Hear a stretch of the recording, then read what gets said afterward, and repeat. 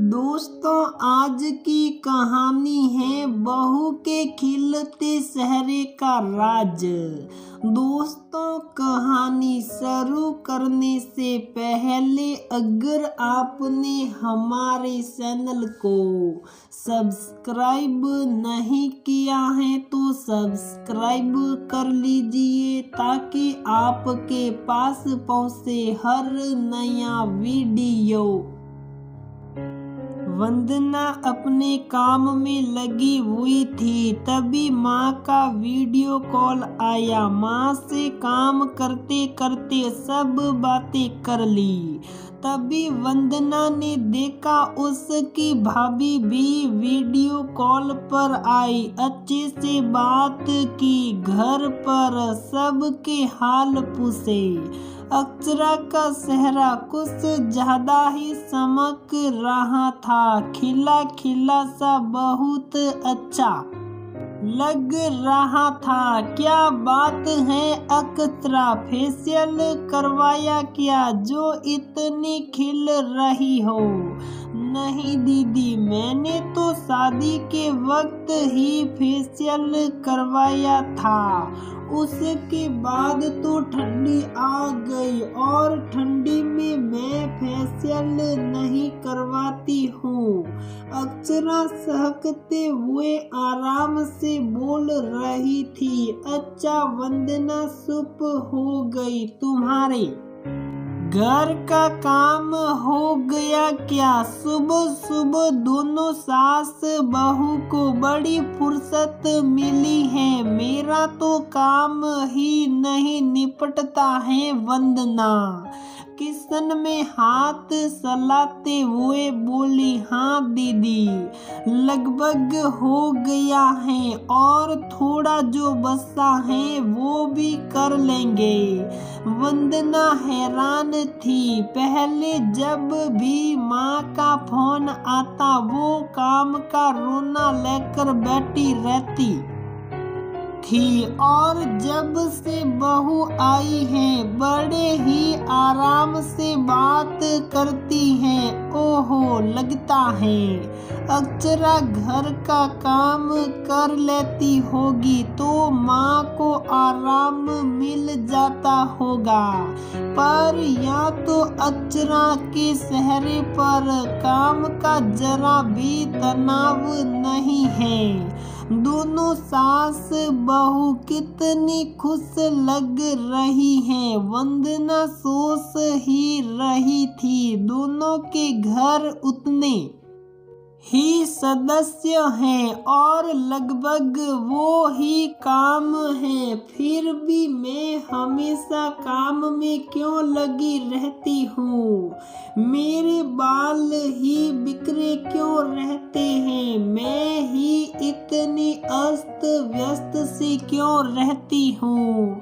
अगले दिन फिर फोन आया। दोनों धूप में बैठकर हरी सब्जियां साफ कर रही थी और वंदना से बातें भी कर रही थी। वंदना को कभी सर्दी की धूप में बैठने का समय ही नहीं मिलता है। कब सुबह से दोपहर हो जाती है उसे पता ही नहीं चलता है। वो धूप के लिए तरस ही जाती थी। फिर भी वंदना की सास को हमेशा शिकायत रहती थी कि इसका तो काम ही नहीं निपटता है। दिन भर जाने क्या करती रहती हैं। वंदना का चेहरा उतर जाता, वो कुछ नहीं कर पाती थी। नई भाभी के साथ रहने के लिए माँ ने वंदना को ससुराल से बुलावा भेजा। वंदना बहुत खुश थी और वो सोच कर भी गई थी, आखिर अक्षरा के खिलते चेहरे का राज क्या है। शाम को वंदना माँ के घर पहुंची, बहुत खुश थी। वंदना और अक्षरा की शादी 1 साल के अंतराल पर हुई थी। वंदना भी उसी शहर में थी जहां मायका था। परिवार में सास ससुर और पति थे। इधर अक्षरा के परिवार में भी सास ससुर और वंदना का भाई अच्युत था। वंदना की बड़ी ननदों की शादी हो चुकी थी। सुबह अक्षरा जल्दी उठी और उठकर सुबह की सैर को चली गई। साथ में माँ को भी ले गई। दोनों सास बहू 1 घंटा सैर करके आए, तब जाकर वंदना की नींद खुली। दोनों ने आकर गर्म पानी पिया और वंदना ने हमेशा की तरह खाली पेट चाय पी। वंदना को खाली पेट चाय पीने से एसिडिटी रहने लगी थी। उसके लिए वो दवाइयाँ खाती थी, पर अपनी ये आदत छोड़ती नहीं थी। दीदी, आप सुबह की चाय छोड़ दीजिए और गर्म पानी या नींबू शहद लेना शुरू कीजिए। चाय तो हर कहीं मिल जाएगी, पर नींबू शहद तो घर में ही पी सकते हैं। जितने दिन भी वंदना रही, अक्षरा उसके लिए रोज नींबू शहद बना देती थी। अक्षरा रात को ही सोच कर रख लेती थी कि सुबह नाश्ते में और खाने में क्या बनेगा। इससे सुबह का समय बचता था। वो शाम को ही अगले दिन के खाने के हिसाब से सामान मंगवा कर रख लेती थी, ताकि सुबह देर ना हो, भागा दौड़ी ना हो और सबको समय पर नाश्ता मिल जाए। माँ ने बैठे बैठे सब्जियां काट दी और अक्षरा नाश्ता तैयार करने लगी। माँ ने नहा कर पूजा कर ली। अक्षरा ने नाश्ता कैसरोल में रख कर सबके लिए दूध भी बना दिया। सबके साथ अक्षरा भी कैसरोल से नाश्ता लेने लगी, तो वंदना ने टोका, अक्षरा तुम नहीं और पूजा भी नहीं की और नाश्ता करने लग गई। अक्षरा कुछ बोलती इससे पहले ही वंदना की माँ ने कहा, सुबह की पूजा की जिम्मेदारी मेरी है। पूजा मैंने कर ली। सारे घर के सदस्यों के लिए ईश्वर से प्रार्थना भी कर ली है। अक्षरा शाम को पूजा करती हैं, सुबह से जगी हैं, भूख इसे भी लगी होगी। अभी सारे घर को व्यवस्थित करेगी, डस्टिंग करेगी, बाथरूम भी साफ करेगी, तसल्ली से नहा लेगी। तुम दोनों नाश्ता करो, ठंडा हो जाएगा। वंदना की माँ ने नाश्ता परोसते हुए कहा। नाश्ता करते ही अक्षरा घर को व्यवस्थित और साफ सफाई में लग गई। मेड आकर झाड़ू पोछा बर्तन कर गई। सब नहा चुके थे। अक्षरा ने नहाकर मशीन लगा दी और बाथरूम भी साफ कर दिया। तब तक माँ ने सब्जियां साफ कर दी। दोपहर के खाने के लिए दाल भिगो दी। माँ, आप ये सब क्यों कर रही हो? अब तो बहू आ गई है, आराम करो।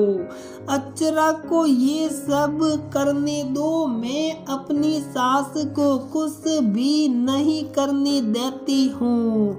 वंदना ने अक्षरा की ओर इशारा करते हुए कहा। हाँ, और पूरे दिन तू लगी रहती है। तेरी सास तो स्वस्थ है, थोड़ी बहुत मदद लिया कर, शरीर में जंग लग जाएगी। छोटे छोटे काम करने दिया कर, तो अपना भी ध्यान रखा कर और सास के स्वास्थ्य का भी।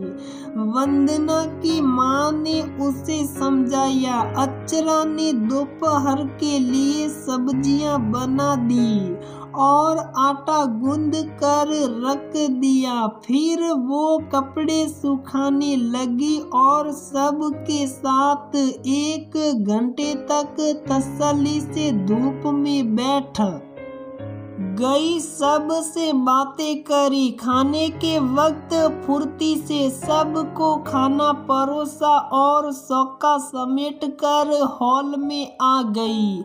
अक्षरा, कपड़े सूख गए हैं, इन्हें उतार कर समेट कर अंदर रख दो। वंदना ने टीवी देख रही अक्षरा को कहा, ये काम तो मैं कर लूंगी, बैठे बैठे टीवी ही तो देख रही हूँ। वंदना की माँ उठकर कपड़े लाई इतने में उन्होंने कपड़े समेटे और अक्षरा उसी समय में सबके लिए चाय बनाकर साथ में सूखा नाश्ता ले आई। सबके साथ तसल्ली से बैठकर चाय पी। सबके कमरे में जाकर कपड़े अलमारी में रख कर आ गई। शाम को वंदना को भी नीचे घुमा कर ले आई। आते ही मंदिर में दिया जलाया। वंदना की माँ ने बर्तन जमा दिए और सब्जियां बनाकर रख दी। माँ, आप क्यों सब्जी बनाते हो? अक्षरा को बनाने दो, ज्यादा सर पर मत सड़ाओ। वंदना, सुबह अक्षरा सब्जियां बना लेती हैं तो शाम को मैं बना लेती हूँ। वो मेरे हाथ की बनी सब्जियां भी शौक से खाती हैं। मैं भी अपने हाथ की बनी सब्जियां खाकर बोर हो गई हूँ। सुबह शाम हम दोनों को अलग अलग स्वाद मिल जाता है, उसकी मदद भी हो जाती है, मेरा समय भी निकल जाता है। वरना दिन भर बैठे बैठे क्या करूँ, काम करती रहूंगी तो जल्दी बिस्तर ना पकड़ूंगी, वरना शरीर में बीमारी लग जाएगी। घर की जिम्मेदारी तो वो ही संभालती हैं, मैं बस थोड़ी मदद कर देती हूँ तो उसे भी अच्छा लगता है और मुझे भी। बहू को भी अपने लिए समय मिल जाता है, वो दोपहर में आराम कर लेती हैं, अपनी पसंद का काम कर लेती हैं। अगर सुबह से रात तक मशीन की तरह लगी रहेगी तो बहू का चेहरा ना उतर जाएगा। चेहरे की रौनक काम के बोझ से ही चली जाएगी। वंदना, तेरी शादी को भी तो 1 साल ही हुआ है, मैं तो तब तक तो पूरा काम करती थी, सारे घर की जिम्मेदारी मेरे ऊपर थी, अब तो बस थोड़ा बहुत ही करती हूँ, पर कोशिश करती हूँ बहू के चेहरे पर काम के बोझ के कारण कोई सिकन ना आए। अक्षरा का चेहरा कितना खिला खिला रहता है। घर की बहू ऐसे ही हंसती मुस्कुराती रहती है तो घर में बरकत भी होती है और लक्ष्मी का वास भी रहता है। वंदना को अब अक्षरा के खिलते चेहरे का राज पता लग गया।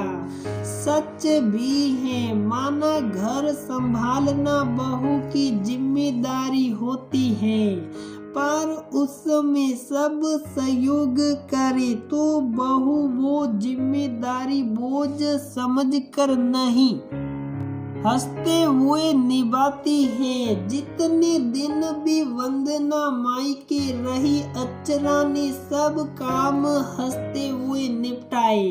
माँ को काम करते देख वंदना भी मदद कर देती थी। फिर तीनों धूप सेकती और बातें करती थी। अक्षरा और माँ से वंदना ने बहुत कुछ सीखा। वो नई आशा के साथ अपने ससुराल चली गई। ससुराल में उसने भी अक्षरा की तरह छोटे छोटे काम जो सास बैठकर कर सकती थी उन्हें सौंपने शुरू कर दिए। कभी कभी वो सासू माँ की तारीफ करके उनसे सब्जियां भी बनवा लेती थी। प्यार और विश्वास से उसने भी अपने घर के माहौल में बदलाव किए। सासू माँ को शुरू में अजीब लगा, पर वंदना की माँ की बातें सुन कर उन्होंने भी घर के कामों में थोड़ी मदद कराना शुरू किया। अब वंदना के पास भी वक्त रहने लगा, उसका चेहरा भी खिला खिला सा रहने लगा।